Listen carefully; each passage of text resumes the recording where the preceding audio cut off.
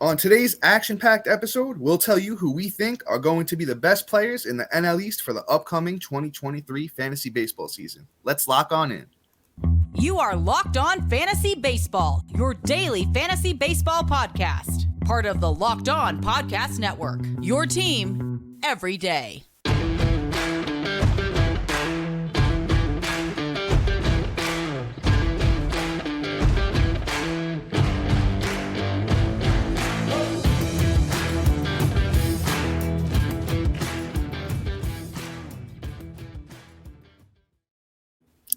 Hello, fantasy baseball fanatics, and welcome to the Locked On Fantasy Baseball Podcast, your number one source for fantasy baseball knowledge. Thank you for making us your first listen each and every day. I'm your host, Dominic Martino, here with my co-host, Matthew Ane. Yo. You can find us on all social media platforms and podcasting apps. Just search Locked On Fantasy Baseball, and we'll be there. Please like, comment, subscribe, especially on YouTube. We love to interact with you. And on today's episode, we're talking about the NL East, and we'll make sure you know all the players to target from this division in your fantasy drafts.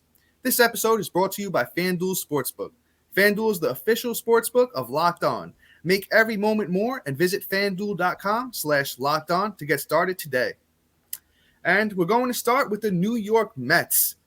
New York Mets got a lot of great players for your fantasy teams. We're going to be trying to cover at least 5 players from each team in the NL East for you today. And who's better to start with than one of their newest acquisitions, Mr. Justin Verlander.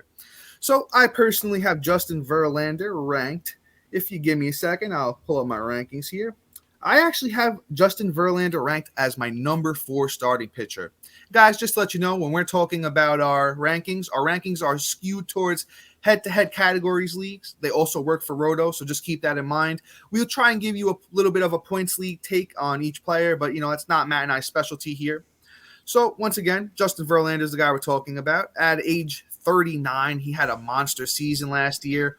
1.75 ERA, 175 innings, 185 Ks, and he kept that whip at the top of the leaderboards at a 0.82 whip. So I think Justin Verlander is somebody that you could target as your ace in your fantasy leagues and feel very comfortable with. Besides the Tommy John a few years ago, otherwise he was fantastic. Right now in NFBC ADP over the last month, Verlander is going off as the 13th starting pitcher, and I think that's an absolute deal. Yeah, buddy. I can completely agree, man. I think you covered him pretty well. But I'm going to move on to my next guy, another Met, another great pitcher, and that's going to be Mr. Max Scherzer. Max Scherzer just keeps doing Max Scherzer things. I don't think there's really much you have to say for him. I mean, last year it was at season low in terms of innings pitched, but he still was lights out. In 145 innings, he had 11 wins, 173 Ks, a 2.29 ERA, and a .91 whip.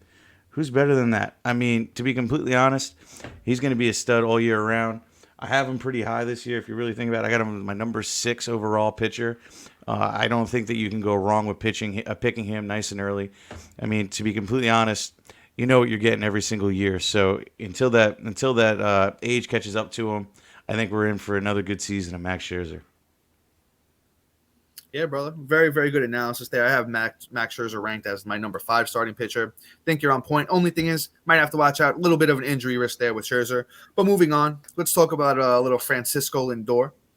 I love Francisco Lindor. I actually have Lindor ranked as my 4th shortstop off of the board. NFBC ADP over the last month, Lindor's going off as the number 5 shortstop, and I think that's a great bargain. That Mets lineup is absolutely fantastic. Got Alonso, Starling Marte, a bunch of other studs on that team. And Lindor, great year last year for the kid. 270 batting average, 107 RBIs, 26 bombs, 98 runs. He chipped in 16 steals. Pretty much a 5-category guy for Lindor. I think you draft him as your, starting shortstop, and you have a great time. You reap the rewards. Yeah, Lindor is always a stud. He was somebody I called out, said, you know what, he's going to have a nice bounce back year, and he did. I have him as my number 4 overall shortstop, so you can't really go wrong there. But let's move on, and let's talk about Mr. Brandon Nimmo. Outfielder, my guy who got a bag of money this year, which I did not see coming, that he was going to get that much money. Good for you, Brandon Nimmo. For a fantasy point of view, though, he's one of those guys that has all the upside in the world, but I don't know exactly how valuable he's going to be for you, right? Because last year he had 102 runs, 16 home runs, 64 ribbies, 3 stolen bases, and batted at 274, right? So, I mean, the runs are great and the average is pretty good, but in terms of the other 3 categories, he's really not doing much for you, but there's that upside that, hey, you could take that step forward. I mean, that lineup is pretty juiced these days, so, like, there's a lot of upside coming that way. So, he's one of those guys where I wouldn't mind taking a late flyer on him. I mean, it's not even a late flyer, excuse me. I take that back where I got him because outfield is so putrid this year. I actually have him as my 34th overall. Yeah, I know, it's so brutal. So I guess you know what, I'm talking down on him, but you're probably going to pick him as like your 3rd or possibly 4th utility outfielder at this point because outfield is so bad. I mean, it's one of those things where at least you're going to get that production, that batting average is steady, and there you go. Yeah, I agree with you on Brendan Nimmo for the most part. I think if you're taking him to get the runs, 16 bombs isn't carrying in bombs, but he's contributing. 64 RBIs, that could go up depending on where he hits in the lineup.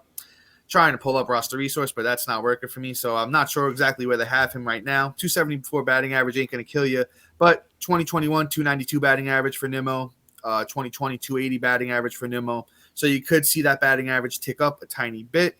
And I just think I have him ranked as the number 35 outfielder in my ranking. So Matt and I are pretty much in step.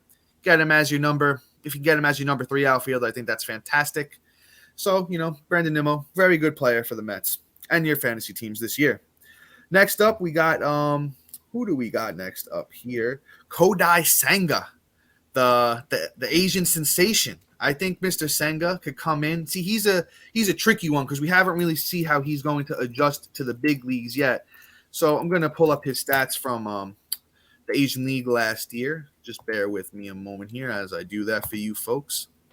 But I'll tell you where I got him ranked in the meantime. I think I'm a little bit lower than consensus on Senga. I got him down at number 53 starting pitcher. But let's go with his stats from last year. Mr. Senga. He pitched, oh, Lord, why does Baseball Reference not want to work with me, folks? We got a little technical difficulty here. All right, I got it for you. Kodai Senga last year, 11 wins, 6 losses, 1.89 ERA, 148 innings, 159 Ks, and he had a 104 whip. So I think Kodai, could come out and, kill it through the first month or two as hitters are adjusting to him. My deal with Kodai would be to trade him if he does do that. If he comes out the gates, guns a-blazing, looks fantastic, a lot of strikeouts and stuff, trade him for what you can get. Because don't forget, then that second half, the hitters are going to be able to adjust to him. There's going to be more video on him. And I think that's what you do. I think that's my plan with Senga. Matt, how about you? Yeah, I mean, you're not wrong. If he's killing it, I don't think I'm trading him, especially since you're not paying like too much for him. I mean, I got him as my 56th overall pitcher, so he's like your 5th or 6th pitcher. So at that point, like, it's interchangeable after your top 4, where like, hey, I could slide somebody in to be my 5th. If I'm getting that kind of production, that that upside that it's supposed to be, I'm kind of going to want to roll with that and kind of keep it because that value is going to be critical. And if I start seeing him slumping even just a bit after the All-Star break, then maybe I dump him. So, it's one of those things. But before we move on, I just want to let everybody know up next is going to be talking about Atlanta Braves, some Phillies, some Mariners, but we have some wonderful, people to talk about here, and that's going to be here at Lockdown. We're super excited about our new sports betting partner, FanDuel. Download FanDuel now so you can place your sports bets on Super Bowl 57.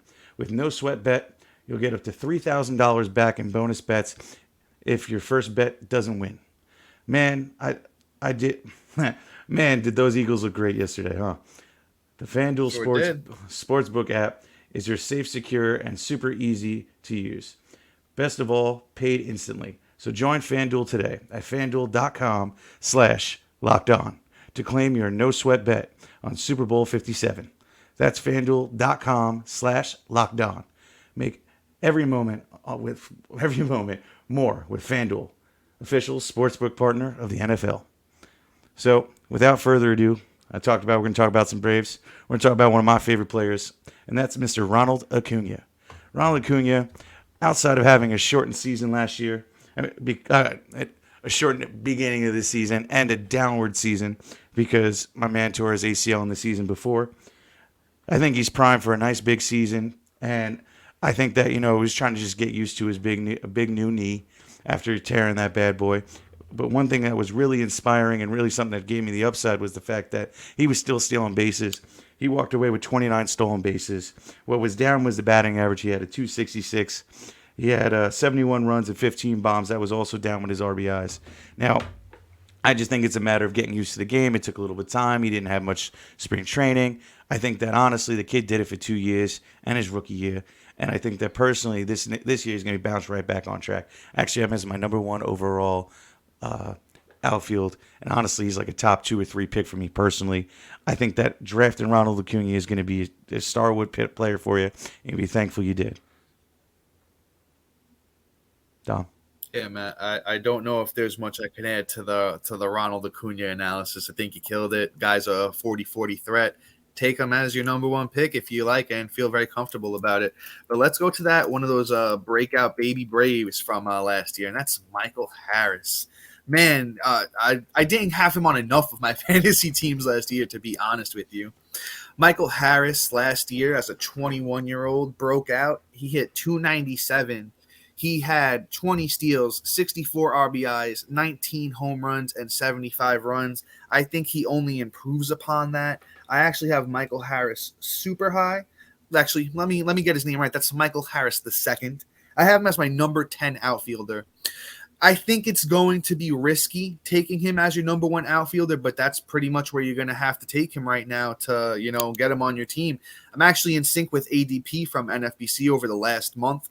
He has been the number 10 outfielder off the board in that time. I think he's going to wind up being a 5-tool player for you and, your fantasy teams. So you draft him with confidence, even though that number one outfielder spot is going to be very tough to have him there.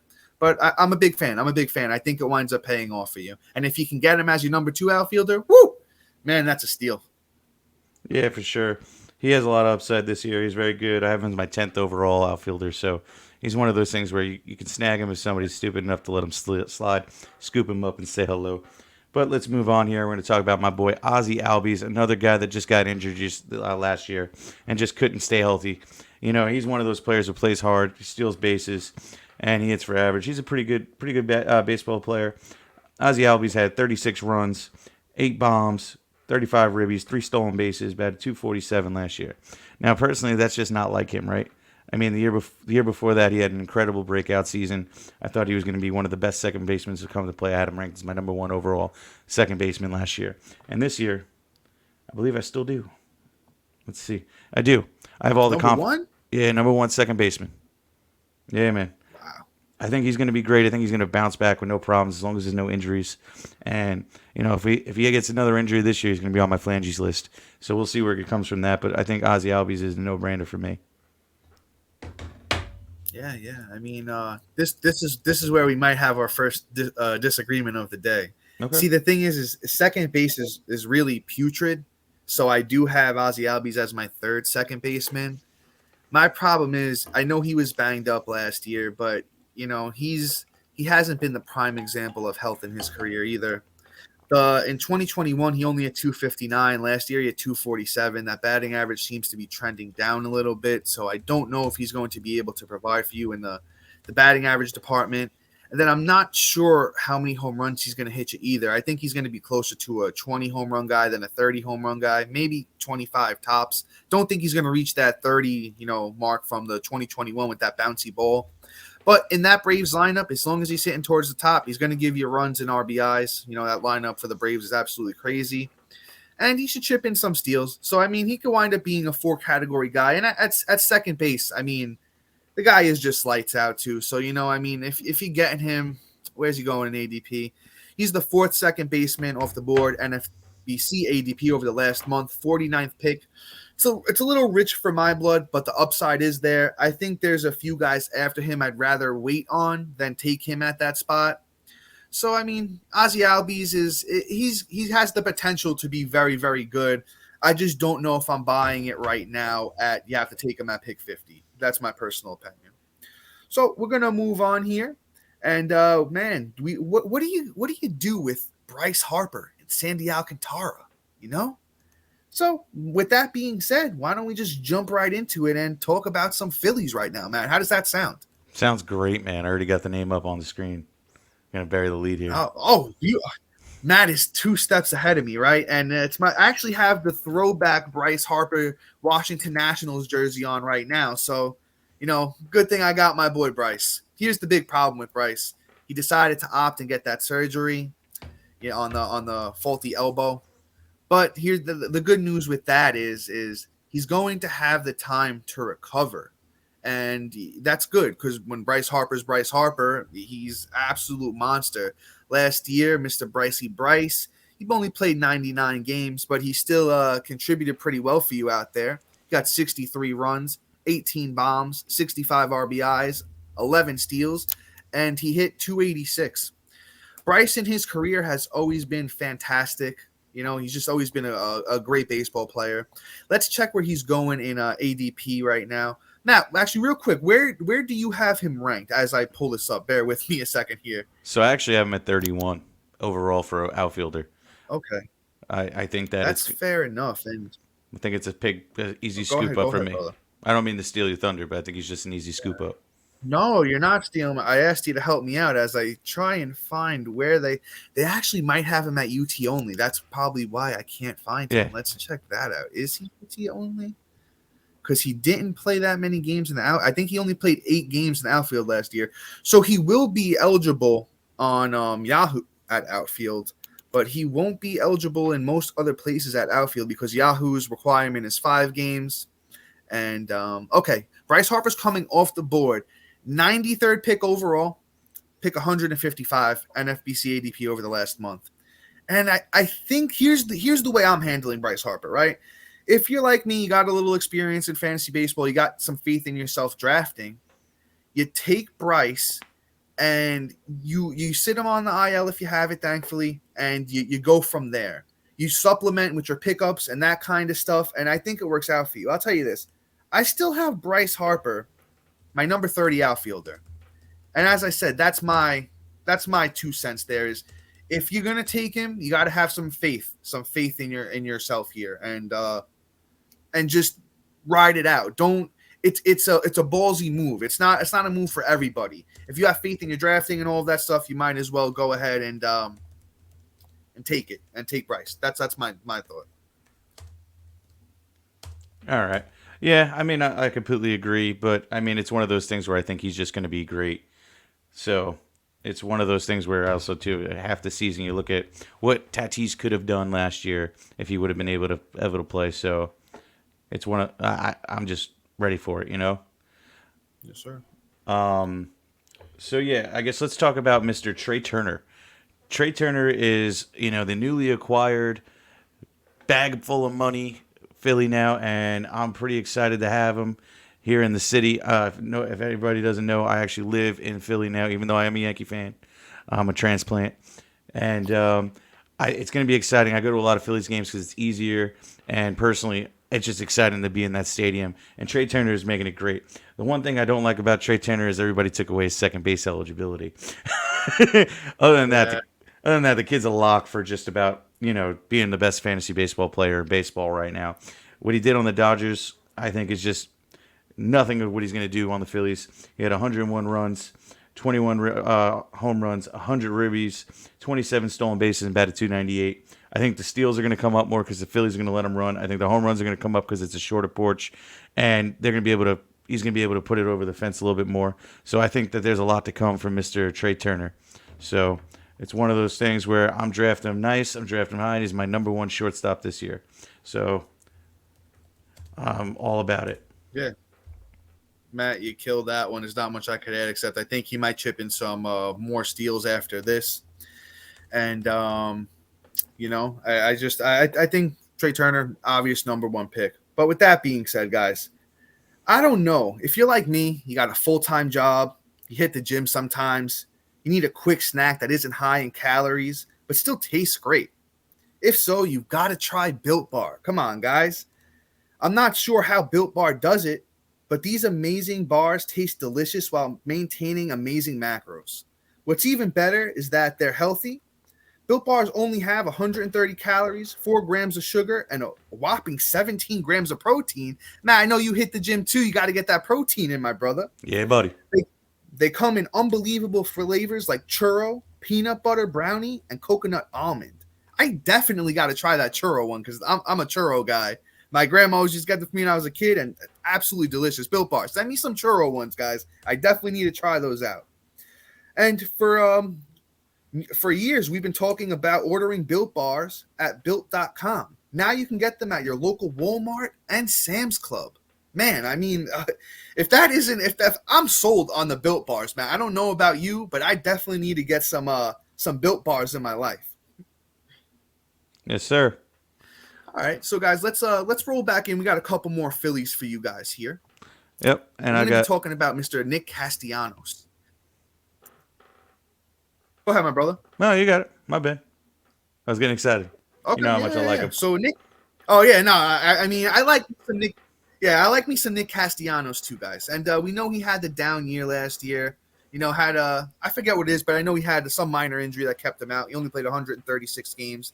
In that time, he had 56 runs, 13 bombs, 62 RBI, 7 steals, and he had 263. Right. Here's my take on Castellanos, though. Matt and I said this to you guys last year, and I'm going to say it to you again now, and I'll say it to you again throughout the year. Guys on new teams, in any sport, it's an adjustment period. You got to think about the player himself, right? You know, got to get a new house, got to get the kids into a new school. As Matt would say, you got to find that new barbecue spot or wherever whatever food Castellanos, maybe an Italian spot for Mr. Nick Castellanos. You got to find that right Italian spot. And it's just a lifestyle change you have to get used to. And if you go and look, you know, at like Francisco Lindor in his first year with the Mets, Arenado, first year with the Cardinals, you see that downtick a lot with guys on a new team. And I think that's what happened with Castellanos last year. Let's go back to 2021 real quick with the Cincinnati Reds for Castellanos. 138 games. So we only played 2 more games than he did last year with the Phillies. But look at the difference in the numbers. 95 runs, 34 bombs, 100 RBIs, 3 steals, and he hit 309. I think you're going to find him closer to those numbers this year. So I'm buying me some Nick Castellanos. Have him as my number 21 outfielder.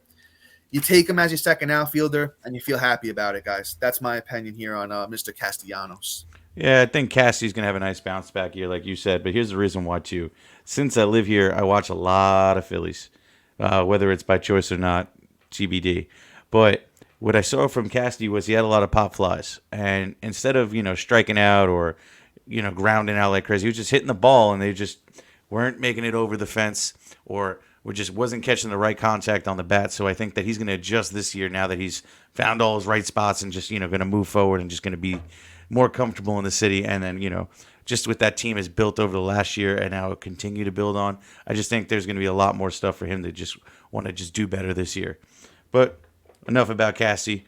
Let's move on to another Matt, guy. Real quick, one tiny thing. You can get him as number 31 outfielder over the last month, NFBC ADP. Mm-hmm. I'll pick 127. That's a steal. I just need to say that's a steal, guys. Take him. I got him at my number 14. So how you doing? Really? Wow. Yeah. Damn. Yeah. Eye on Nick. Okay. Yeah, buddy. So let's move on here. Let's talk about Mr. Zack Wheeler. We all know about the great Zack Wheeler. Somebody that left the Mets, was pretty good, but finally found the health because my guy was almost a flangey guy himself, but finally figured it out in Philly, and I'm very excited to have him. My guy had 153 innings this year. He had 12 wins, 163 Ks, and a 2.82 ERA with a 104 WHIP. Now that's wonderful. And somebody that could have a sub-3 ERA in Philly is a really big thing because, they got that short porch. It's not really a pitcher's park. And on top of that, just Wheeler throws gas. I think he's absolutely ridiculous. This is why I have Zack Wheeler as my number 10th overall pitcher. I think that, you could draft him as your one and just be happy. He's just going to keep doing with it. The guy could throw. If he pitches more innings, if he hits 170 innings this year, 180 innings, which I think he's got in him, I think that he's just going to be lights out and just have almost 200 Ks, if not 200 Ks, and still have that nice ERA. So I'm not saying maybe sub-3, but maybe like right on the 3. So I think Zack Wheeler has all the potential to be a top 10 arm this year and win you some fantasy leagues, so feel comfortable grabbing him. Yeah, Matt. Lock and sync on Zack Wheeler. I have him number 10 as well. I don't think there is much I can add for this topic with here with Zack Wheeler, but there's something I can add for all the fans out there, right? Guys, if you guys been paying attention, we're now part of the Locked On family, and I want to talk about one of our colleagues. Our colleague Lindsay is the host of the Locked On MLB Prospects podcast, and the guy is a mastermind with his prospect knowledge. So make sure you go check him out, right? So with that being said, let's move into some Marlins. What are you guys doing with Sandy Alcantara, right? Last year, the monster year for Big Sandy. Let me grab his stats for you. I know the guy was absolutely lights out. A lot of people predicted it. I think Matt and I had him fairly high last year. Maybe not as high as we should have, but we do love us some Sandy Alcantara here. If Baseball Reference ever wants to load, I'll get you his numbers here. But while that's doing that, I'll tell you where I got him ranked. Got him ranked as my number 2 starting pitcher for this year. Now, the Marlins work absolute wonders with all of their starting pitching. Look at Jesus Luzardo last year. Look at just all of their, young pitchers over the last few years. They've all have been absolutely wonderful. And Baseball Reference just doesn't want to work with me. Matt, I don't know if you got his stats handy or if you want to try and, take the stats part here with Sandy. Okay, I got you. 1 second here. Oh, wait. I think I got it, actually. Hold on, my brother. I think Baseball Reference decided to be nice to me now. Okay, so Sandy Alcantara last year, as a 26-year-old, by the way, still super young. 14 wins, 9 losses, 32 starts, 228 innings, 207 strikeouts, and an 0.98 whip. I think you just take Sandy Alcantara as your ace and you'd be happy about it. And that's pretty much all you could really say about the guy.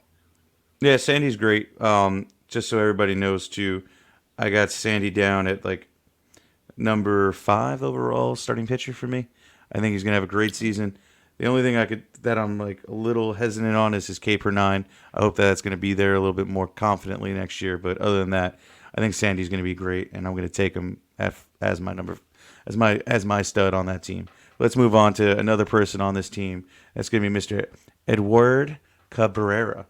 Somebody that had his first year in the bigs. I really liked his stuff last year. Pitched about 71 innings, 6 Ws, 75 Ks. He had a 3.01 ERA and a 107 WHIP. Now, I don't know if anybody's heard me talk about Gilly or some of the other younger pitchers this year, but whenever I see this in somebody's first time in the show, and they put up these kind of numbers, and they have a little over a K per 9 with a low ERA, and the whip is in control. That means their command and everything's coming to fruition, and everything that they showed in the minors is translating to the bigs, which means he can have one of these breakout seasons. I don't know if he has the stalwart talent to be like one of these top 15, top 20 arms, but I think he's going to be a nice value right now.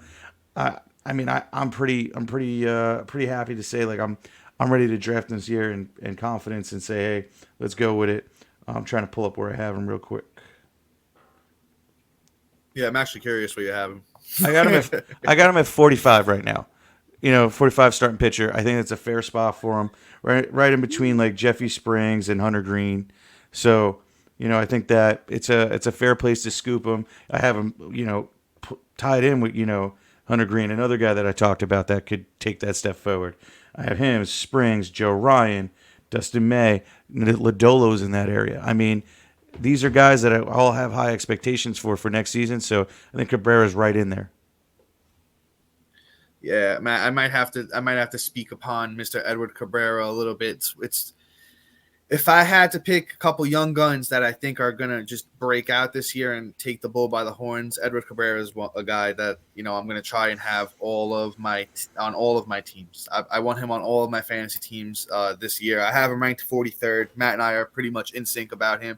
But guess where you can get Edward Cabrera right now? If NFBC ADP over the last month for Edward Cabrera picked 221. 83rd overall pitcher. Once again, NFBC ADP, you can't sort between starting and relief pitchers, so maybe it bumps him up a little bit on overall pitchers. But guys, Edward Cabrera is going to be a monster. He's a big strikeout guy. He's got great stuff, throws gas, been great in the minors. He's going to be 25 years old this year.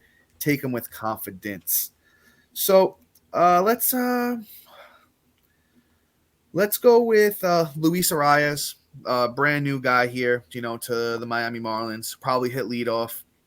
I'll just say this. There's not a lot to say about this guy. I think that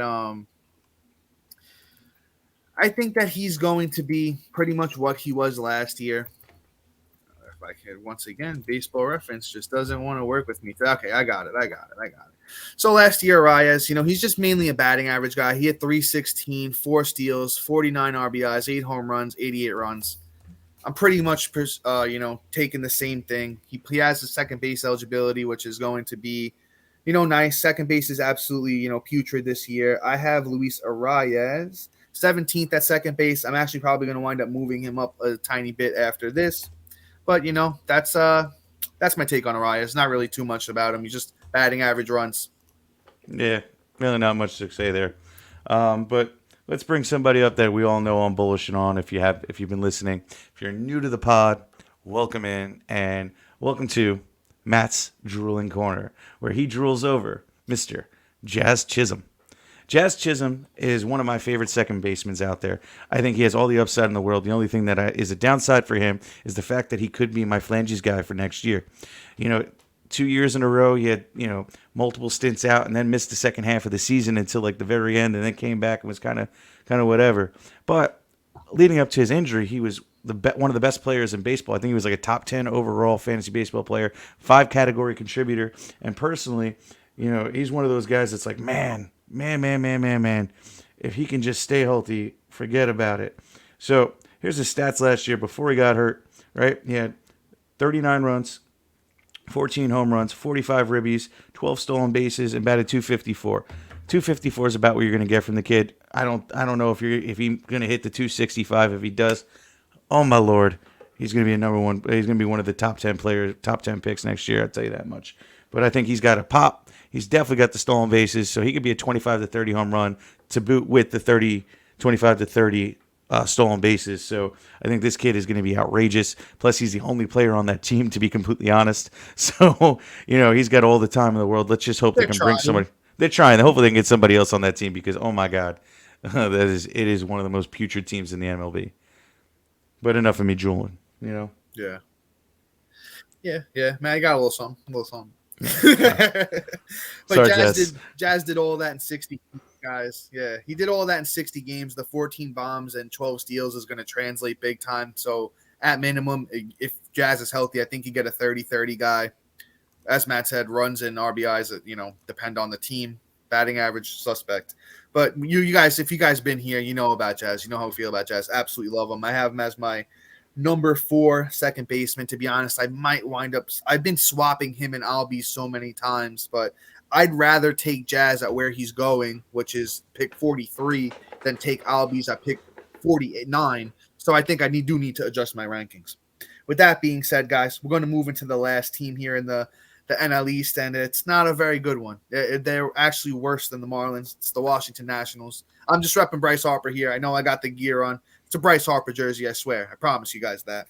But let's start off with somebody fun, right? Somebody that I don't think a lot of people know what to do with, but I think I know what I'm doing with them. It's Joey Meneses.